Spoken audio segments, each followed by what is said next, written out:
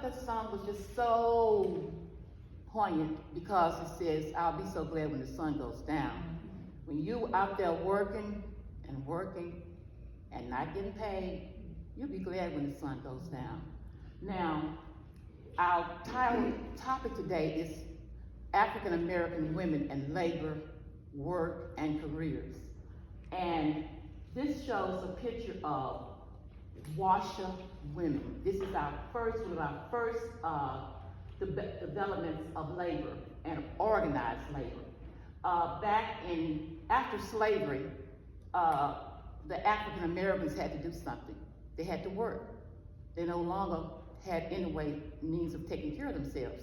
So what they did what they had always done.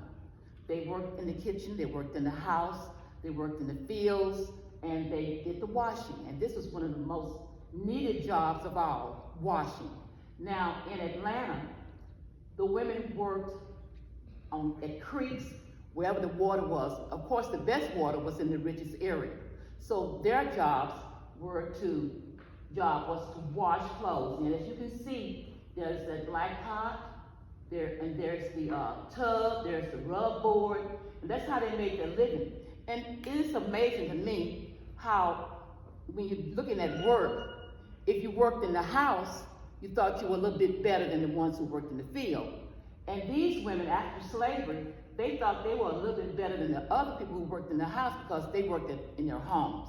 They worked washing the clothes, had to make their own soap, and whatever they used, they had to make it, and then do the washing, and then carry it to the people who had paid them to wash. Now, Atlanta's streets weren't paved back in those days. There were muddy roads, and once they got to the owners, the people who had paid them to wash, sometimes mud had gotten on the clothes, or if the person thought, well, this is not clean, they had to take it back. So these people got sick and tired of that. And so, go to the next slide, please. This is just showing how they wash. And if it rained, of course, they had to hang the clothes in their homes. And that's how red beans and rice got started. If you remember, they washed on Monday, then they washed the next day, then on Saturday they would take the clothes. But while they were washing, they put on a pot of beans, and that's how we became famous for knowing, especially in Louisiana, red beans and rice. But so anyway, they had to wash. Next picture. And there they are down at a creek. And in Atlanta, following the Civil War, many African American women were employed as washerwomen, also known as laundresses. There were more African American women employed as washerwomen than in any other domestic work, representing over half of their total workforce, because people needed clean clothes and clean linen. Now, in Atlanta, 98% of the women were black who washed clothes. There were 2% that were white who did washing too. Let's go to the next slide. That's showing them how they're all working together. Or let's go to the next one.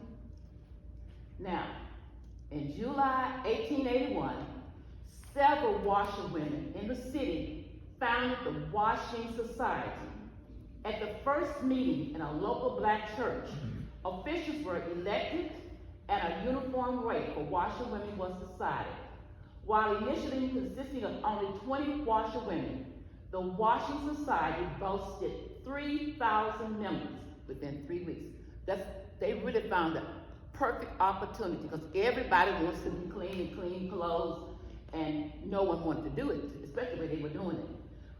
Society members engaged in door-to-door canvassing and garnered support from several of the black churches in the city.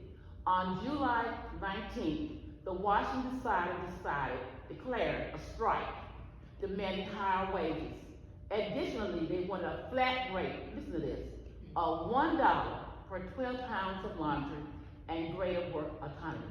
And of course, when they formed that society, the wealthy merchants started saying, well, if you're gonna have a society, you're gonna have to pay get a license. They said, well, we'll pay the $25 license if you pay us for washing clothes. We don't mind paying a license fee. So after that, they won. Especially, I think Atlanta had some big day coming up, maybe a World's Fair or something coming to Atlanta. So of course they won. And this is one of the first organized labor movements by black African American women. Next